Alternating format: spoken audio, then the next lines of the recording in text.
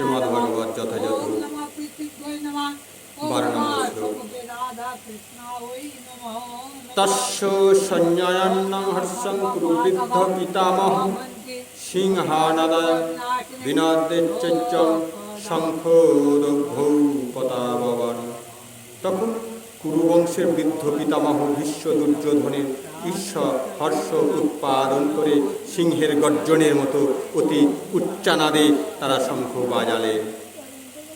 কুরু রাজবংশের পিতামহ দুর্যোধনের হৃদয়ের ভাব বুঝতে পেরে তার প্রতি স্বাভাবিক করুণাবশত সিংহের মতো উচ্চানাদে তার শঙ্খ বাজিয়ে তাকে উল্লাসিত করার চেষ্টা করলেন।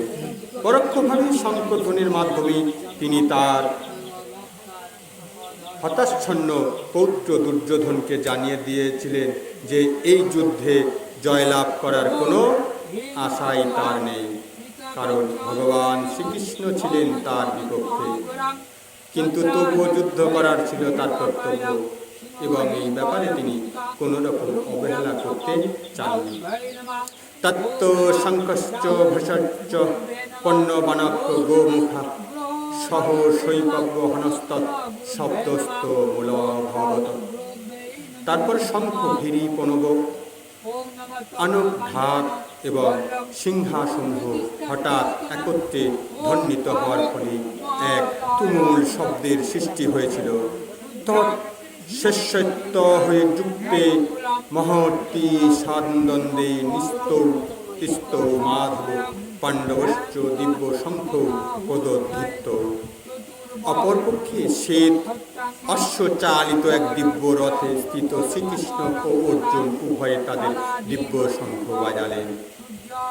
বিশ্বদেবের শঙ্খের সঙ্গে বৈশ্যদৃশ্য দেখিয়ে শ্রীকৃষ্ণ অর্জুনের হস্তস্থিত শঙ্খকে দিব্য বলে বর্ণনা করা হয়েছে।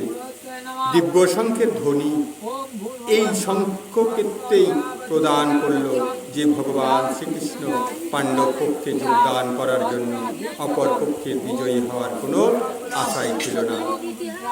জয়স্ত পাণ্ডবপুত্রা নায়ং শেষাং পক্ষে জনার্দনং।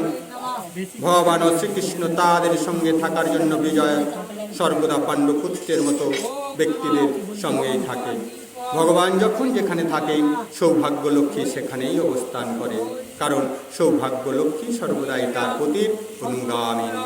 তাই বিষ্ণু বা শ্রীকৃষ্ণের দিব্য শঙ্খধ্বনির মাধ্যমে ইঙ্গিত করা হয়েছিল যে অর্জুনের জন্য বিজয় সৌভাগ্য প্রতীক্ষা করছে। তাছাড়া যে রথে দুই সখা উপবিষ্ট ছিলেন তা অগ্নিদেব অর্জুনকে দান করেছিলেন এবং এটি এই ইঙ্গিত বহন করেছিলেন যে এই রথ ত্রিভুবনের সর্বোচ্চ বিজয় লাভের সমর্থ।